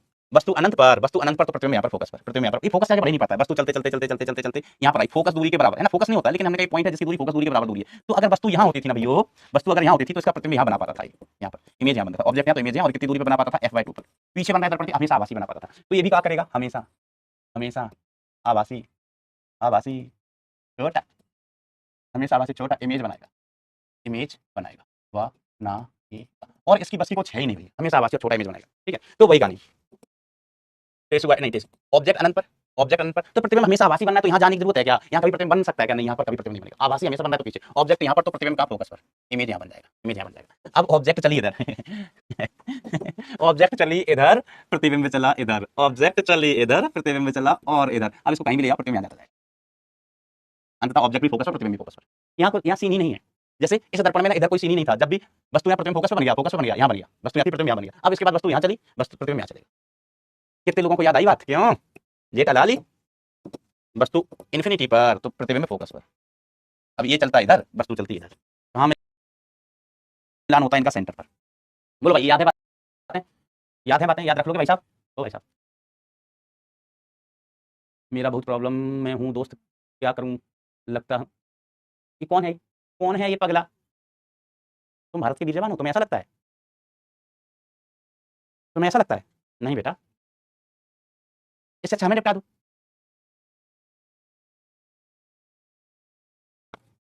चलो, वेरी गुड, वेरी गुड, इतने बच्चों को याद है, रिलेट करना। अब देखो वैसे तो मैंने आपको बोला कहीं और कुछ हो तो पता करना हो कैसे करोगे, है ना, किसी भी केस में। तो हमने कहा कि जैसे इसी केस में कोई कहता कि हमने वस्तु रखी है फोकस और डबल फोकस के बीच में, कोई इसी केस में कहता कि यदि यदि वस्तु ऑब्जेक्ट एफ व 2f के बीच होती, एफ व 2f के बीच होती, तो इमेज के बारे में जानकारी बता दो। वैसे तो अपन ने सारी निकाल ली, फिर भी हम फोकस लेंथ f बराबर 20 माना, f को कितना मान लो 20 मान लो, f बराबर कितना माना 20 माना, ठीक है। बताओ u का मान कितना ले सकते हैं, जल्दी बोलना भैया, u का मान कितना ले सकते हैं, वस्तु का रखना फोकस और डबल फोकस के बीच में, u का मान कितना ले सकते हैं, फोकस डबल फोकस का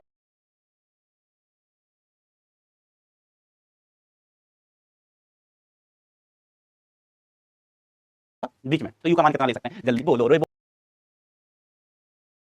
बोलो, बोलो रे बोलो, हम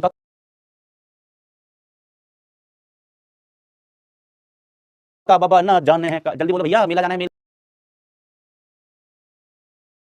मेला बहारों का, कहां से, ये तुम पढ़ नहीं रही हो। तो f और 2f का मतलब क्या हुआ, 20 और 40 के बीच में कुछ भी ले लो मास्टर, इसने गलत जवाब दिया ना, कसम से कह रहा हूँ, रावण बना दूंगा रावण, और हमारे यहाँ रावण को जलाया नहीं जाता, उसको पकड़ के ना कूटा जाता है कोकचे में ले जाके, दे सुताई 20-40 के बीच कुछ भी ले लो, तो हमें अच्छा लगा 30, हमने 30 सेंटीमीटर ले लिया, ये माना है। अब ध्यान देना, ये लेंस ऐसा वाला है, इस लेंस के फोकल लेंथ कैसे होगा, नेगेटिव होगा, ठीक है। तो ये जो f20 है ना, ये नेगेटिव होगा, कैसा होगा, नेगेटिव। तो हमें v निकालना है, v इक्वल टू क्या होता है मास्टर, उफ उफ अपॉन यू माइनस है, उफ अपॉन यू माइनस है, यू का मान कितना 30, यू का मान कितना 30 माइनस का 20, 30 माइनस ऑफ माइनस का 20 इज इक्वल टू 30 गुणा धत्तेरी की 30 इंटू 20 डिवाइडेड बाय 50, यो 5 से 6 के 30, 6 दूनी 12, तो v का वैल्यू कितना है -12। देखो माइनस चिक चिक के कह रहा है ना, माइनस चिक चिक के कह रहा है ना कि प्रतिबिंब कैसा होगा, आभासी। वैसे तो हमें पता ही था आभासी, m का मान भी निकाल लो, आभासी प्रतिबिंब कैसे होते हैं, सीधे उल्टे, तो सर आभासी प्रतिबिंब सीधे होते हैं, आभासी प्रतिबिंब कैसे होते हैं, सीधे। फिर भी m का मान निकाल लेते हैं, m equal to minus v by u, minus v का मान -12 डिवाइड बाई यू का मान 30, तो m का मान कितना आ गया 2/5 प्लस का, m आया प्लस का 2/5, तो प्लस का आया है इन द सेंस सीधा। वैसे तो हमें पता ही है कि आभासी प्रतिबिंब कैसे होता है, सीधा प्रतिबिंब बनेगा सीधा, और 2/5 आ रही है भैया, 2/5 आ रहा है, 2/5 इसका मतलब छोटा, m का मान 1 से कम है ना, तो देखो आभासी सीधा छोटा और आभासी बनेगा, तो यहाँ बनेगा, और बनेगा कहाँ, फोकस ये कितना 20 माना था अपन ने, ये मैंने कितने माना है, हमेशा ही 20 मानता हूँ, 20 सेंटीमीटर, तो बनेगा कहाँ 12 सेंटीमीटर पर, पीछे बनेगा 12 सेंटीमीटर पर। तो ऐसा आप किसी भी केस में चेक कर सकते हैं, कदाचित भूल जाए तो, लेकिन याद रखो तो अच्छी बात है, याद रखो तो अच्छी बात है। डीपीपी में से आपको कौन से प्रश्न करने हैं कौन से नहीं करने हैं, मैं लास्ट स्लाइड पर लिखूंगा, रिपीटिंग। अगर डीपीपी आप सॉल्व कर रहे हैं, अगर का क्या होता है इसमें, करना है ना, ये कोई वो नहीं है करें कि नहीं करें, अगर मगर कुछ नहीं, डीपीपी सॉल्व करनी है, कौन से क्वेश्चन करने हैं कौन से नहीं करने, मैं लिख दूंगा लास्ट स्लाइड, होमवर्क वाली स्लाइड पर। तो चलो लला तुम्हारा भंडारो छूट रहा हो, है ना, अब देखो मोड़ा कह रहा हो कि सर लहार में भंडारो चल रहा हो, बेटा कहाँ चल रहा हो, बटन ताल पे बताओ हमें, हम आ जा रहे आज के लिए इतना ही, भंडारे में बढ़िया गुरमा आलू। तो बताइए दोस्त, तुम लोग टेसू वेसू नहीं खेलते ना, टेसू कब खेला जाता है, ये दशहरे के बाद या पहले?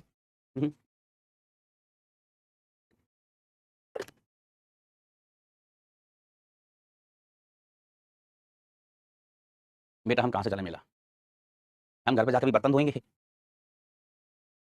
तो चलिए बच्चों आज के लिए इतना ही, दशहरे के बाद खेलते हैं टेसू, ओके। मन लगा के दिल लगा के, मन लगा के दिल लगा के पढ़ाई करते हैं दोस्तों, थैंक यू सो मच, टाटा bye, take care, love you all. कोई हैगा